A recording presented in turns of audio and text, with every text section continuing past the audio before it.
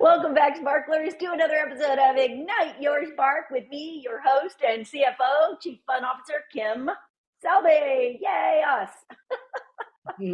I'm laughing because I'm sitting with a lovely friend, and her name is Keisha Gallegos, and I never say it right, but You I say did. it. And thank you.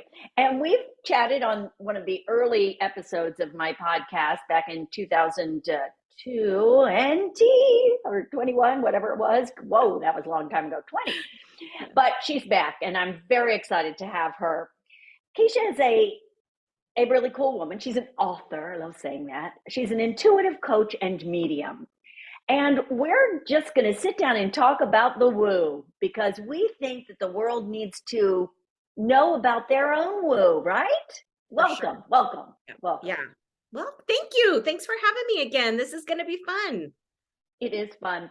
We were texting back and forth on Instagram, and it just came to me, as so many things just do. I'm like, oh, I need to have her on the podcast again because I feel it's time for every one of you out there, of us, to really work on opening our intuition. Because when we open our intuition, we're going to let our sparks fly. And I think, I'm not sure exactly where the conversation is going to go, but we don't want you to be afraid of opening that intuition.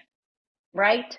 For sure. Yeah. We want you to feel comfortable and know that it is in you. It's there for a reason. It's there to use. And the intuition can be used for wonderful things, not just preventing of awful things. Yeah, that's a really good point. Mhm. Keisha, how did you get started? I mean, you have been a master coach for a while now, but you have recently sort of rebranded, as they say in the marketing world, into being more of an intuitive coach and medium. And what prompted that decision? I'm sure it was a nudge from the universe saying, get yourself out there. But also, when did you discover your medium abilities? I mean, Keisha really is one of those people who talks to dead people. I mean, like, let's say it like it is. Yeah. Don't be afraid, right? But when did the rebranding start, or when did you first realize your mediumship abilities? Either way, just something I want to discuss. Okay. So first question was, when did I rebrand and why? I was already using my intuition as a coach, but I really wasn't saying a lot about it. So I wasn't really being super accurate saying certified master coach, which is accurate, but I think intuitive coach is more accurate. It does seem to speak to what's important to me and the way that I coach, which is really to help everyone else understand and hone their own intuitive gifts so that you can make your decisions based on what feels right to you and how to know when something's right for you or when it's not right for you. So I think of intuitive coach in two ways. One is to help you with your own intuition. The other is that I use my intuition to work with you. And that has always worked really, really well. And people are just like, oh, wow, you're so perceptive before. And so now I'm like, yes, and, intuitive coach here. So, and I decided recently, about a year ago, to do that because I realized those were my most favorite experiences with clients when we did sessions where I was reading their energy field, looking at their chakras, talking about how to expand their own intuitive confidence. And then also speaking to their dearly departed loved ones. That was always my favorite. So I just decided, all right, it's time. And I'll just call it like it is. So that's what I decided to do. In terms of how long have I been doing this? I'd say formally I've been doing it for 10 years, although I've been doing readings for 30. Mm. So I started after my mom passed away. I started doing readings for other people. Actually, it was right before she passed away. And so I ended up, doing tarot readings. I would see things, little blips would come in from people's loved ones, but nothing that I ever felt comfortable saying, oh, okay, I'm a medium. The other thing that I didn't understand that I want everyone to understand is that I didn't know that you could be a medium without seeing spirits with your objective, actual eyes. Mm. I really thought that to be speaking with the dead, that you were actually seeing them with your physical eyes. Some people do, some people don't. Most people don't. So actually, it's just a little flicker in your mind's eye rather than in your objective eye. So I didn't realize that I was getting all kinds of information, but I kind of just thought they were thoughts. I didn't realize it was real information. So I went through some training with some of the best mediums in the world. I've trained with James von Prague, who's, very famous. Yeah. And then some British mediums that are awesome, like Tony Stockwell, Lynn Probert, Chris Drew. And then also, I recently trained again to just kind of get my skills back up there with Suzanne Giesemann, who's an American medium. And so what was great about that was I learned that actually I was pretty good at this. And one thing that was really, really interesting, Kim, is that when I was in the training course 10 years ago with James von Prague, some of the very best readings I got were from brand new mediums who had never done it before. Mm. So I thought that was so cool because we have the idea that somebody has to have done this for a long time to be able to get accurate information. And that may be true for some, but also we all have this ability inside of us. Some people are going to only kind of like playing the piano, right? Some people could take classes till the end of time and they're only going to be able to play chopsticks. Right. Some people are going to play piano and they're going to be concert pianists, right? Some people will just do it when it's fun. I just like to do it here, there, and everywhere once in a while. And so mediumship is very much like that. It is a skill that you can learn. You will become probably as proficient at it as you put in time. But I love the fact that it's something that you can learn. It's something that you can do yourself. And it's wonderful for people to know that their loved ones really are right there with them. Yeah. Yeah. Well, I am taking Suzanne Giesemann, one of her classes right now, and it just sort of spoke to me. Not that I want to speak to dead people. I don't know. That's not really why. I just really want to unleash my own intuition. And there is so much fear around mediums and around the unknown. Don't you think? I mean, I think now it's certainly getting lessened because I think that we as a people really have to embrace our intuition now more than anything. It doesn't have to be seeing dead people, but it is a knowing. It is a knowing, a sense of, oh, now it still eludes me a little bit that, gee, everybody can do this. But do you think everybody can do this? I think if you're very, very interested in it and you want to take some time to learn it, it is a skill that you can learn. I don't think everybody's going to be a great medium. But Right. I think most people could get some information from their own loved ones. Right. So yeah, Right. I think that's possible. But Yeah. I mean, I do know that everyone is intuitive.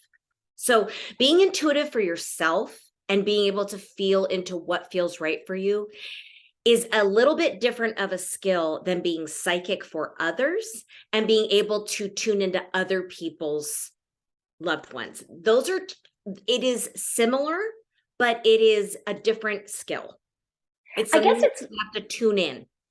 yeah, it's like a muscle. You have to use it to strengthen it. Yes. So just like, a physical muscle, it's more of a spiritual muscle, I guess Sure. we would say. Yes, totally. Great way to put it. I guess that I wish that in everyday life, if you go to a dinner party, I wish it were something we could talk about, like, oh, so how's your intuition going? And oh yeah, so wouldn't that be cool? That would just make for such interesting conversations. Let's just have a conversation about, I mean, I guess I know why, but why do you think it is so scary for some people? Well, first of all, anything regarding death in this culture is really something people don't want to look at, right? It's an eventuality that we're all afraid of. We're all afraid of losing our loved ones, and we're afraid Yeah. of where we're going to go after this. There's been a lot of religious dogma that's been thrown at a lot of people. And also, I think Hollywood has sort of made it scary, talking to the dead and horror movies and all that stuff. And I mean, I remember being terrified of a tarot deck because I had seen on, some TV show that it was like, you get the death card. And it was like, Yes. I was terrified. And so if that's what we're taught about what this looks like, who wants a part of that? That seems scary. But really, the way that I see it is that we are connecting with love. So one of the most interesting things that I learned the very first class I took with James Van Praagh is he said, the energy that the messages come from your loved ones is love. Mm-hmm. So that's why you expand your heart when you're doing mediumship. You take your heart, you expand it, you imagine that it's very, very big. That's what that means. You envision it in your mind, and you imagine unconditional love for something. For me, it's my little doggies. I think of my those little faces. One's passed now, but I think of their little faces. And I just have this overwhelming sense of just, oh my God, I love them so much. That is the frequency that the messages come in on. Isn't that amazing? Yeah. Like a slide. Oh, yeah. It's, you hear about raising your vibration, and Mhm. that's really what it is. But it's as simple as focusing. I just love how you said that for anybody, even if they don't want to get in touch with someone else who's passed, but to focus on something that you really, really love, that's going to raise your vibration so much that you will be receiving, even if you don't realize it, is what's Yes, coming to because what me. you're doing as a medium is you're elevating your own vibration as high as you can. So you're imagining your heart being very, very big. You're imagining that your energy is very, very bright. You're inviting in loved ones. You ask for protection, but of course, you're asking for your loved ones to converse with you. And then what you're doing is you're raising your vibration, and those that have passed on are lowering their vibration. Mm, So they're talking slowly, trying to, because everything is like, up there because it's high vibe. So what we're doing then looks like a Venn diagram of if spirit is lowering their vibration to be able to be heard by us, and then we are raising our vibration. What it looks like to me is kind of a Venn diagram where you are intersecting at certain points, which for me kind of sounds like talking to someone I love, or anyone, I guess, on a phone in a tunnel. You might be hearing every other word or every third word, so it's cutting out. You're hearing bits and pieces, but you're getting the gist. Does that make sense? yeah, to me it does. Do you consider yourself clairaudient then because you're hearing? See, Yes. I mean, the clairvoyants would be those who actually see Right. them. I think that I'm more clairsentient because I just sort of Yes, me too. feel it. Yeah. Yeah. So and so knowing which sense you're receiving from is very, very helpful. So clairsentience is really my default setting. I feel, right? Well, then I realized that I was actually hearing. And then I realized that that what was going through my mind in my mind's eye was actually real information. Mm. So now I'll see that your grandma has a perm. And I can smell the perm. I can feel the rollers in her hair. I can see so it's very interesting the way that the information comes in. It feels very much like charades. So I'm hearing little blips, I'm seeing flashes, and I'm feeling, this feels like a grandma, or this feels like, they feel like a very kind of introverted person or a very, very proud person. There, I can feel kind of what kind of person they are. And then I feel into the relationship of the person that I'm reading for, and then their loved ones. So fascinating. And especially because I'm in the middle of Suzanne Gieseman's class. And what's interesting to me in this, so it's fun to be able to talk to you about it because you've taken her class or one of them, Mhm. is that she just will introduce her, it's an online class for those of you listening. Mhm. And she'll say, oh, yeah, yeah, and Brenda, my guide, is saying this, that, and the other. And it's just like she's talking to someone next to her. I'm like, well, I want to talk to people that way. You know, Yeah, me I mean, too. I don't. I'm just going to tell you that right now. That's not what it looks like for me. I think that's pretty intimidating, honestly. yeah, It seems like, holy mackerel, like, how does that? I mean, I can't relate to that. I have to tune in. Obviously, she is already tuned in. She's teaching a class, she's brought her guides with her. Like, yes. But also, for me, it does not look that physically obvious that it seems to look for her. right. So I just want to like maybe like take away some of that compare and despair. I don't Yeah. know that everyone, it looks that way for everyone. Yeah, I don't think it does. And Yeah. I think that that's why so many of the thousands of people in her class are writing, this isn't happening for me. Because I think it is a little intimidating. I mean, I'm just taking it for my own edification I don't know where it's going to lead me. But that was another question. Like because I'll be with someone sometimes. So I was with a girlfriend on the East Coast last year, I guess. And we're just sitting, and I know her very well from college. And we're just sitting actually having beer and fries. And I go, oh my gosh, your dad wants you to know. I'm like, what? Where did this even come from? Because I was not tuned in. I was not, Right. and I don't know what it was, but I have, chills now that, yeah, he did. He came to me and he made me say something. And Yeah. I'm like, well, but I wasn't even like trying, and this Yeah. happened to me in yoga with a woman whose son had passed. I'm like, oh my gosh, your son wants you to know that he's there, but you know that already, right? And then I think to myself, I'm making this shit up. But Right. Tina Zion, are you familiar with Tina Yes. Zion? Also, I interviewed her and I've taken a couple classes and I worked with her as a mentor. And that is her thing. You will always feel like you're making this shit up. That is so true. And I am so glad you said that, because that's why I was throwing a bunch of stuff away in the trash, not realizing that it was actual information, because it really does feel like a thought. Yeah, It's so incredibly subtle. And I wish I had known that sooner, because like what you're talking about with Suzanne, how she's just looking like she's just talking with somebody who's not there. It's very, very, and she's just offhandedly doing it without right. looking like she's tuned in. That is not the case for me at all. And so it's incredibly subtle. And I really wish that someone had told me that. And it does feel like you're making it up. The only way I realized that I wasn't just making crap up was that people were telling me it was accurate. And I was Mm. like, really? Are you kidding?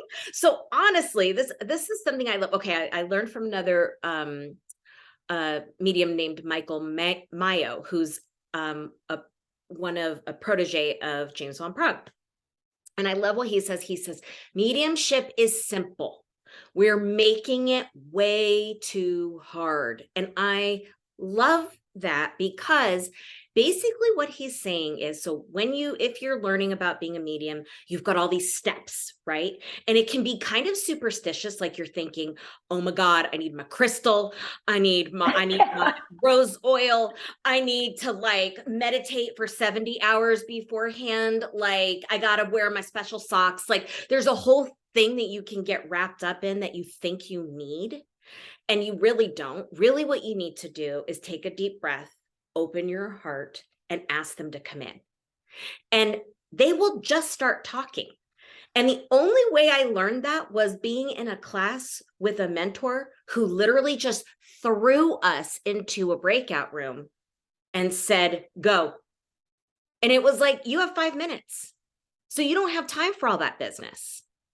And it was accurate. It was like, oh my gosh, I didn't know I could do that. So Mm. once I feel like we take some of the, I need to do this, I need to do that, because like Susanna has a certain method. And I found that it was really good for me to start with, but then later it became cumbersome. So once you can make it a little bit more simple, it seems to flow easier, and it doesn't have to be that hard. Yeah. Well, you know what? I think we should do a little experiment. I mean, your mom is here and I'm getting that. I got it and I have chills and I got it. Oh, I got it so clearly when I asked you. Wow. Hmm. But that's what happens to me. I get tears and chills. I don't know anything about her though. Do you know what I mean? I can't, I'm not, I don't know, I'm not sensing anything else, but I'm not really tuning in. Mm-hmm. Wow.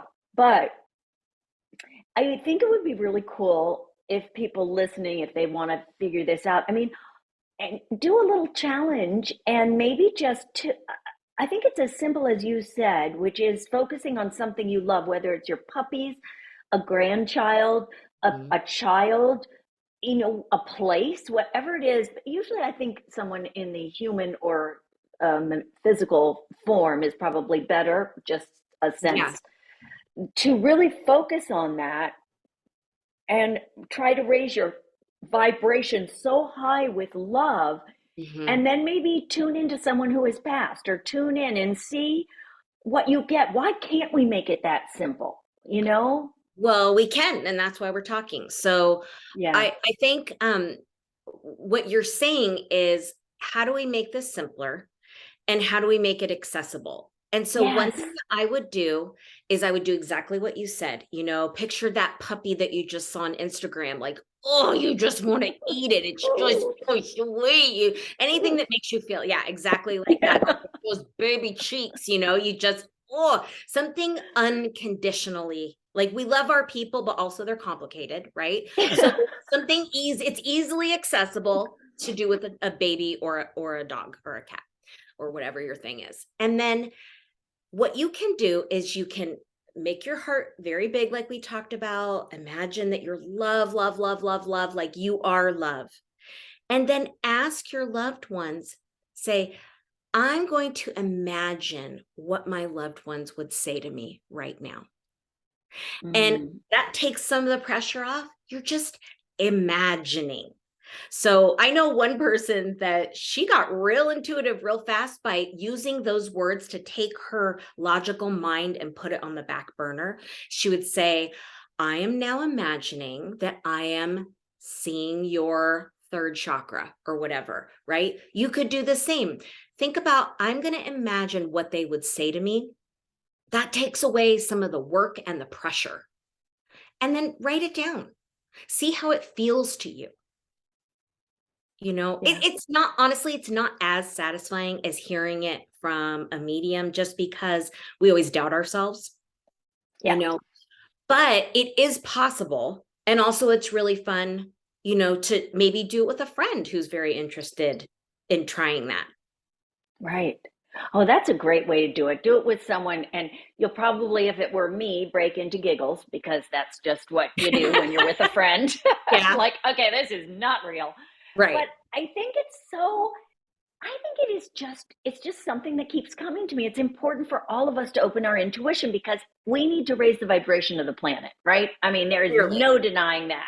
We need to clearly. heal the planet. We need to Yes, raise the vibration of the planet. And that's why you and I are here at this time, and all the other light workers. yes, the As light workers, that word just makes me kind of want to barf. But yeah, barf rainbows, everybody. Yeah.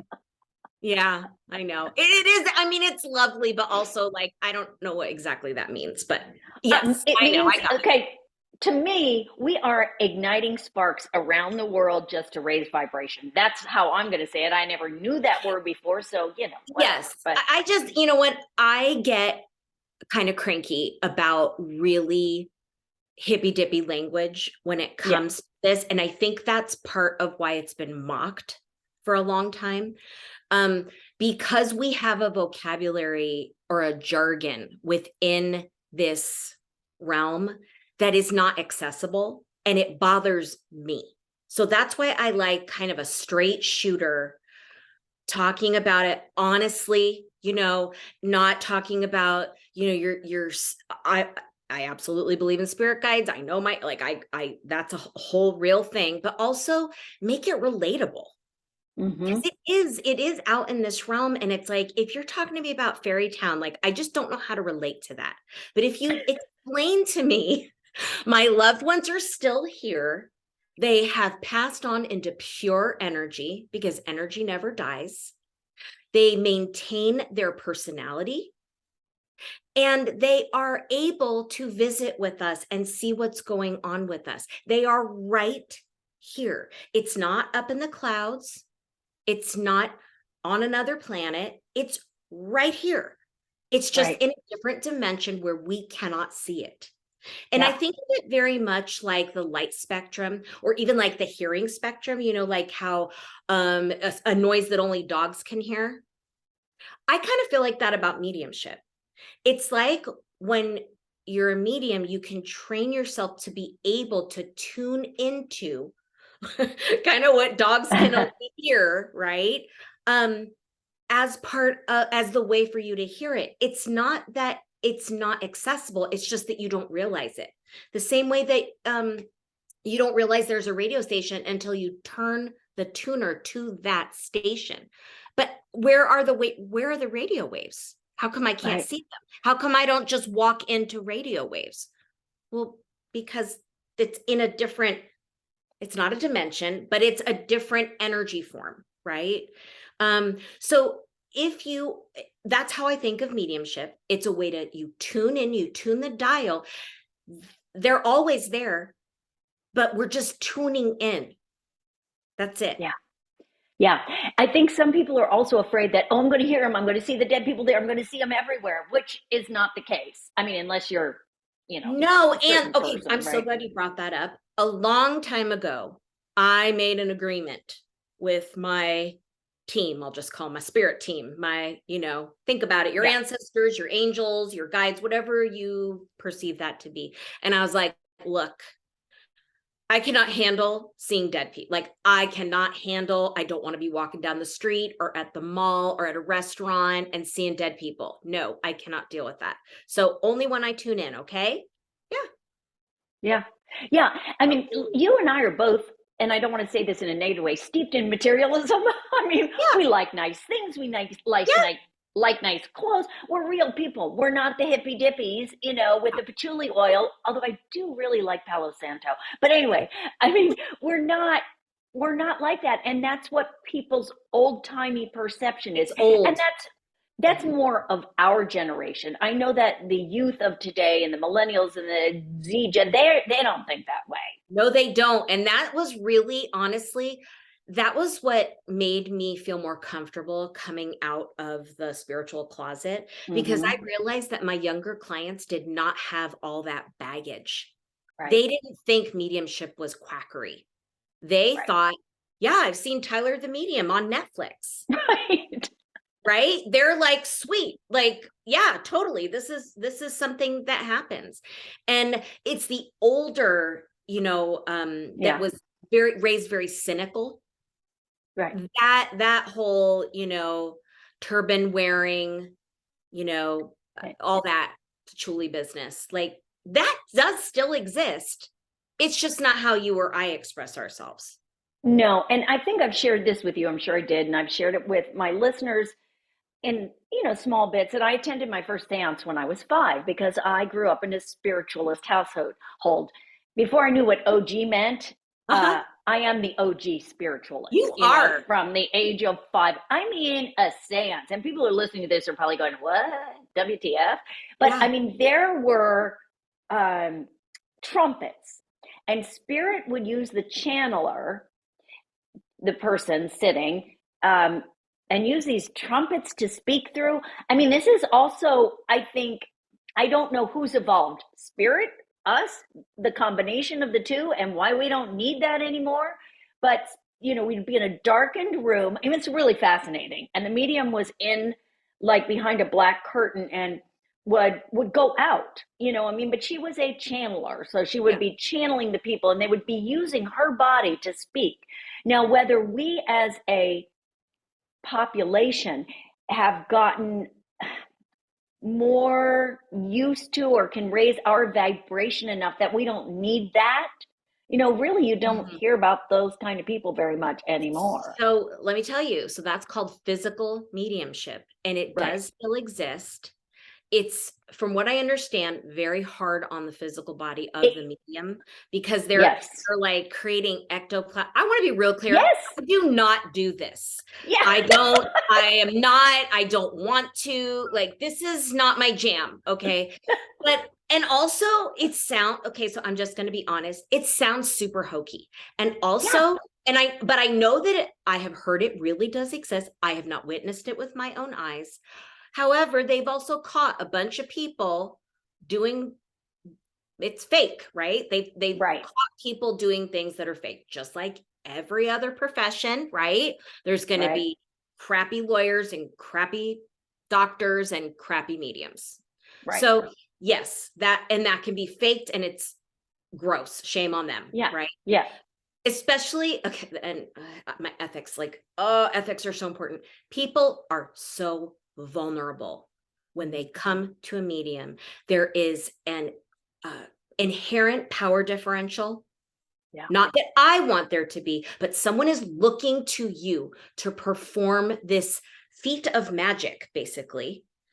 And man, your ethics better be friggin' strong, because someone is very, very vulnerable. They're in grief. And you have the power in that moment to help them and to help them realize, wow, our spirit really does transcend Mm. physical death. There Yeah. is so much more than this. What greater gift could there be to prove to someone that your loved one is still here? Otherwise, I could not tell you these things that you do, that no one else knows. Right. Right? Right. So ethics have to be so strong, and it makes me mad when people play fast and loose with ethics when it's something as important as this. Yeah. No, I agree with you. I mean, we give our power away to doctors. We give our power Yes, away to psychologists and psychotherapists. true. And it's really sad that we do that, but I think it's just one more way that we have to realize that we have the power. I mean, Yes, I mean, I want someone to tell me how to feel better, like what's wrong with me when it can be undiagnosed or whatever it is. You sure. have to have a certain amount of trust, but as long as you know that that person is ethical, and as you said, there are doctors who are unethical. I mean, Yeah. you just have to be careful, but this is a place where we can use our own intuition, Yes. to And really you tune can in. use your own intuition to feel into, if you do want to hire a medium, what medium do you want to hire? Who do you feel Exactly. comfortable with? And that all are not created equal. There are different kinds of mediumship. The type of mediumship that I do and that you're learning is evidential mediumship, so Right. that you are bringing through evidence of the person that you loved, how they wore their hair, what their favorite food is, what they did for work, special things between the two of them. That's the kind of stuff you're bringing through, not because the client really needs to, they already know that. But the thing is that it lends veracity to what you're saying about the things that they don't know. Like, Right. my grandpa met me and brought me to the other side as I passed away. I Yeah. reviewed my life and I found out some things about myself. Or, now I'm working with cats, or whatever what they want to tell you. Mostly that they love you and that Right. they're right here with you, and that they feel an exasperation, almost like they just so badly want to be able to tell you how Mm. much they love you. Yeah. And it is, well, it's evidential because you are proving to the sitter, you are proving to your Yes. client that, yeah, I'm not making this up. This really is a person, because how would you know these things? And it's just, I just want us all to really believe that it's real, that there is life after life and that the soul lives on. And I know that that's what those in spirit want us to know is, well, and yet it's really challenging when you go through loss, even if you know that, it's still challenging. So, Well, yeah, I mean, I just lost my little doggy. She was 13. I mean, she was my little, oh my God, my furry daughter. And I wasn't so much grief. I couldn't feel her around. And I went to a friend who's a medium, and I had her talk to my doggy because and yes, doggies talk. Okay. So not necessarily in words, but in feelings. Mm-hmm. And I was torturing myself about the way she passed. And to hear my friend, the medium, explain to me how my little Penny felt about all of it and the reasons for why she chose to go then and all that kind of stuff was very comforting to me. And also, I think it's, somebody might say, well, why you're a medium? Why would you need somebody else?